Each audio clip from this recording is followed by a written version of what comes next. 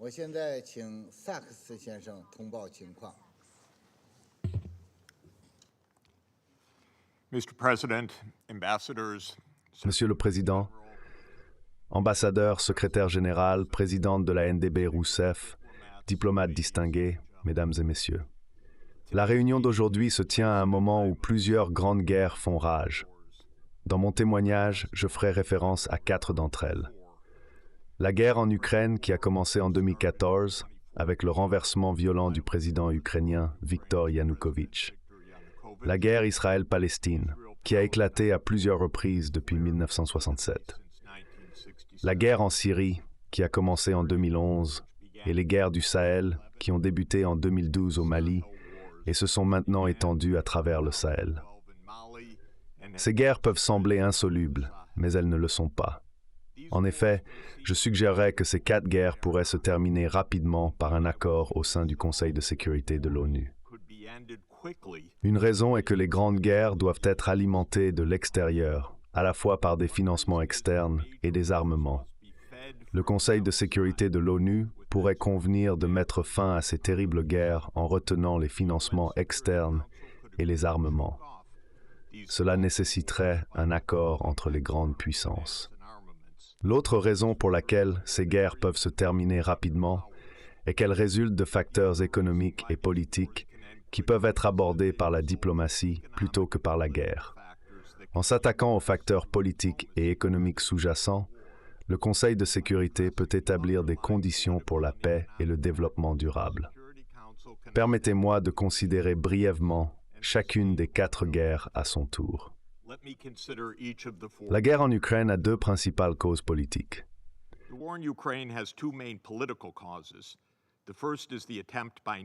La première question est la tentative de l'OTAN de s'étendre en Ukraine, malgré les objections opportunes et répétées de la Russie. La Russie perçoit la présence de l'OTAN en Ukraine comme une menace significative pour sa sécurité. La deuxième cause politique est la division ethnique en Ukraine entre l'Est et l'Ouest, qui repose en partie sur la langue et en partie sur la religion. Après le renversement du président Yanukovych en 2014, des régions à majorité de Russes ethniques se sont détachées du gouvernement qui a pris le pouvoir et ont demandé protection et autonomie. L'accord de Minsk II, soutenu par le Conseil de sécurité de l'ONU dans la résolution 2202, appelait à inclure l'autonomie régionale dans la constitution de l'Ukraine. Cependant, l'Ukraine n'a jamais mis en œuvre l'accord, malgré le soutien du Conseil de sécurité de l'ONU. La cause économique de la guerre découle de l'économie ukrainienne, se tournant à la fois vers l'Ouest, vers l'Union européenne, et vers l'Est, vers la Russie, l'Asie centrale et l'Asie de l'Est. Lorsque l'UT-Member a tenté de négocier un accord de libre-échange avec l'Ukraine, la Russie a été alarmée. La Russie craignait que ses échanges commerciaux et ses investissements en Ukraine ne soient compromis, à moins qu'un accord tripartite ne soit atteint entre l'UMM, la Russie et l'Ukraine. Cet accord garantirait que le commerce et les investissements ukraino-russes se poursuivent parallèlement au commerce ukrainien. Cette situation est un problème bien connu dans les négociations commerciales. Malheureusement, l'UE n'était pas prête à négocier avec la Russie un tel arrangement tripartite. En conséquence, l'orientation économique Est-Ouest concurrentielle de l'économie ukrainienne n'a jamais été résolue.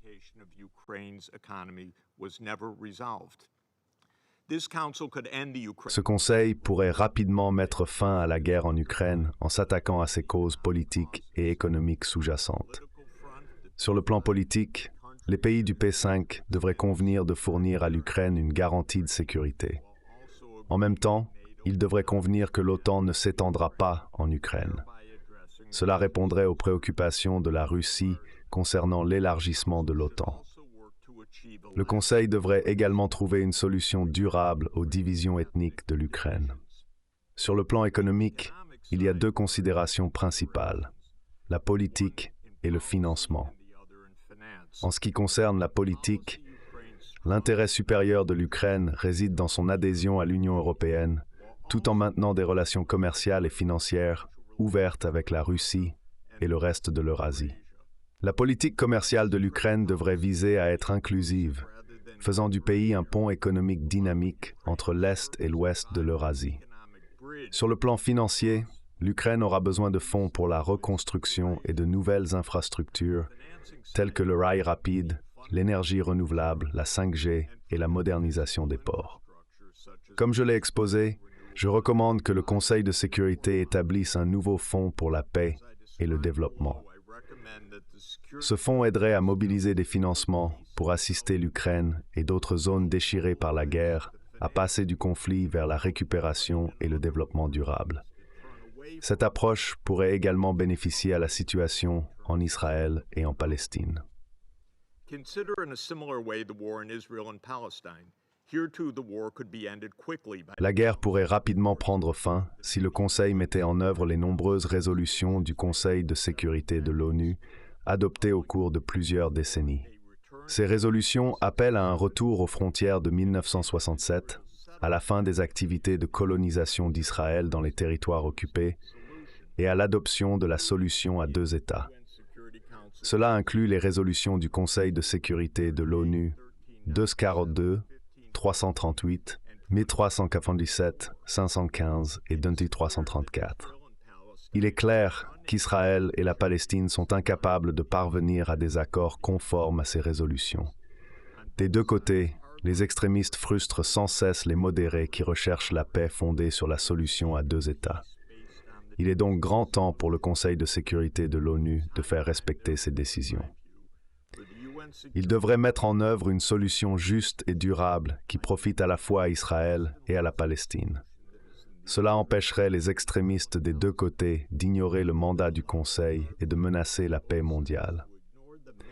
Ma recommandation au Conseil est de reconnaître immédiatement l'État de Palestine dans les jours ou les semaines à venir. Il devrait accueillir la Palestine en tant que membre à part entière des Nations Unies. Avec sa capitale à Jérusalem-Est et un contrôle souverain sur les sites saints islamiques, le Conseil devrait également établir une force de maintien de la paix, composée en grande partie de pays arabes voisins, pour aider à assurer la sécurité en Palestine.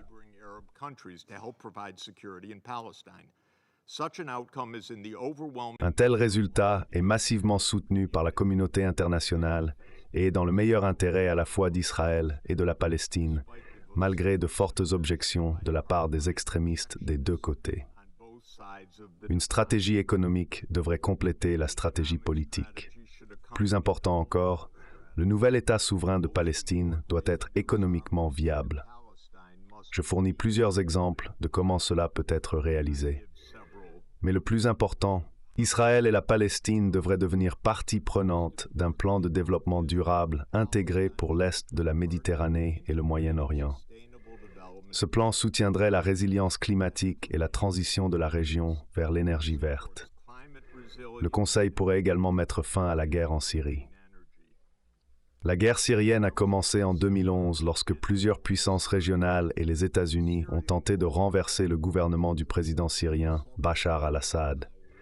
Cette tentative de changement de régime était profondément mal avisée et a échoué, mais elle a conduit à une guerre prolongée avec une perte de vie significative et une destruction, y compris la destruction de sites du patrimoine culturel ancien. Le Conseil devrait clairement indiquer que tous les pays P5 et ceux dans le voisinage de la Syrie conviennent que toutes les tentatives de changement de régime sont maintenant définitivement terminées. Le Conseil de sécurité de l'ONU prévoit de travailler étroitement avec le gouvernement syrien sur la reconstruction et le développement.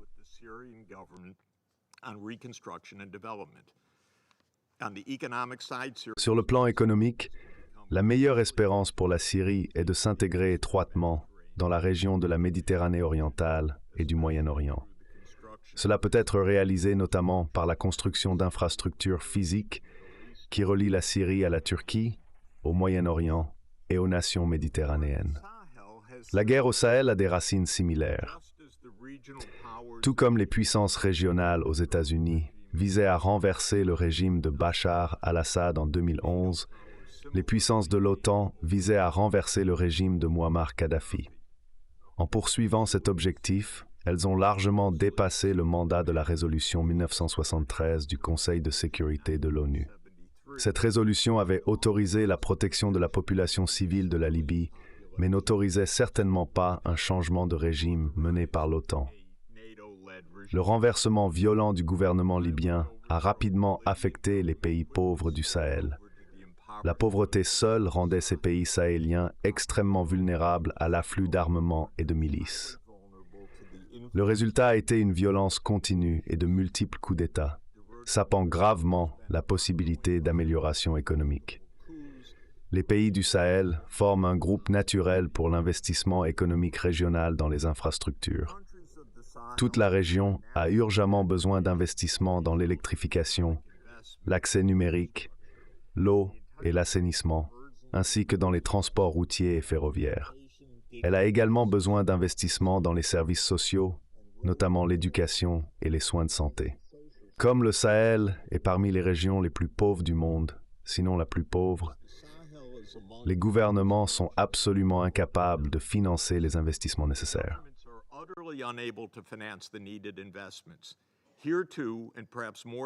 Ici aussi, et peut-être plus que dans toute autre région, le Sahel a besoin de financements extérieurs pour passer de la guerre à la paix et de l'extrême pauvreté au développement durable. Tous les membres du P5 et en effet le monde entier ont subi des conséquences néfastes de la continuation de ces guerres. Tous les pays paient un prix en termes de charges financières, d'instabilité économique, de risques de terrorisme et de risques de guerre plus étendus. Le Conseil de sécurité est en position de prendre des actions décisives pour mettre fin aux guerres. Cela est dû au fait qu'il est clair que les intérêts de tous les membres du Conseil de sécurité de l'ONU, notamment tous les pays du P5, sont de mettre fin à ces guerres de longue date avant qu'elles ne dégénèrent en conflits encore plus dangereux. Le Conseil de sécurité est investi de pouvoirs considérables par la Charte des Nations unies lorsqu'il a la résolution de ses membres. Il peut introduire des casques bleus et même des armées si nécessaire. Il peut imposer des sanctions économiques aux pays qui ne se conforment pas aux résolutions du Conseil de sécurité de l'ONU. Il peut fournir des garanties de sécurité aux nations. Il peut faire des renvois à la Cour pénale internationale pour arrêter les crimes de guerre. En bref, le Conseil est certainement capable de faire respecter ces résolutions s'il choisit de le faire. Pour le bien de la paix mondiale, que le Conseil choisisse maintenant de mettre fin à ces guerres. Le Conseil de sécurité de l'ONU peut également renforcer sa boîte à outils en s'engageant dans la construction de la paix économique aux côtés des décisions plus habituelles sur les frontières, les casques bleus, les sanctions et autres.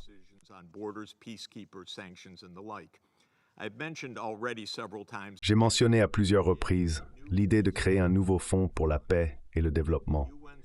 Ce fonds serait utilisé par le Conseil de sécurité de l'ONU pour favoriser le développement durable et soutenir les efforts de pacification.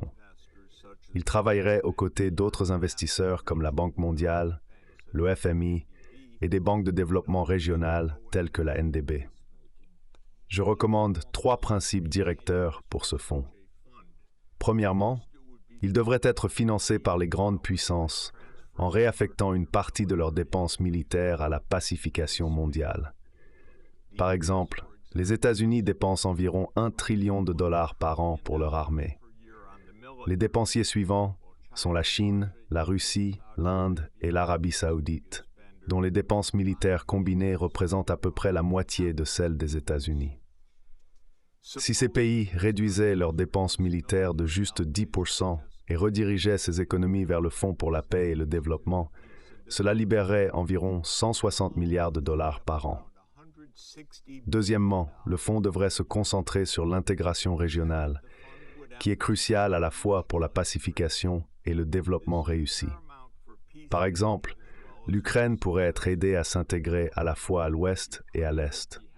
De même, Israël, la Palestine et la Syrie pourraient être soutenues dans leur intégration dans un réseau au Moyen-Orient méditerranéen oriental.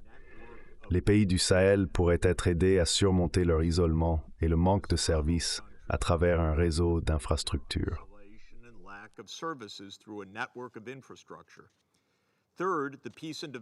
Troisièmement, le Fonds pour la paix et le développement s'associerait à d'autres flux de financement tels que l'initiative chinoise, la ceinture et la route, le Global Gateway de l'Union européenne, le partenariat mondial pour les infrastructures et l'investissement du G7, et l'augmentation des prêts par les institutions de Bretton Woods et les banques de développement régionales.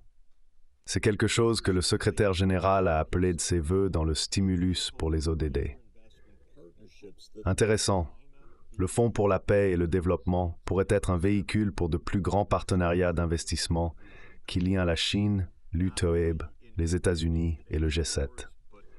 Cela contribuerait également à la paix, non seulement en mettant fin aux guerres d'aujourd'hui, mais en augmentant la coopération entre les grandes puissances mondiales. Juste en face de nous se trouve le mur d'Isaïe, qui porte les mots visionnaires du grand prophète juif du 8e siècle avant notre ère. Ils forgeront de leurs épées des socs de charrues et de leurs lances des serpes. Une nation ne lèvera pas l'épée contre une nation, et ils n'apprendront plus la guerre.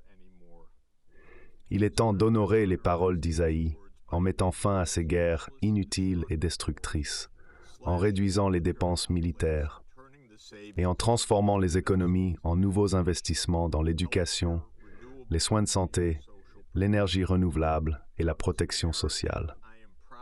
En tant qu'Américain, je suis fier que notre plus grand président, Franklin Delano Roosevelt, ait été le visionnaire qui a supervisé l'établissement de cette grande institution. Je crois fermement en la capacité des Nations unies et de ce Conseil de sécurité à maintenir la paix et à promouvoir le développement durable. Lorsque les 193 États membres de l'ONU, ou 184 avec l'adhésion de la Palestine, respecteront la charte de l'ONU, nous aurons une nouvelle ère mondiale de paix et de développement durable. Merci. Je voudrais remercier le professeur Sachs pour l'annonce. Je crois que ses opinions sur la conférence sont très inspirantes.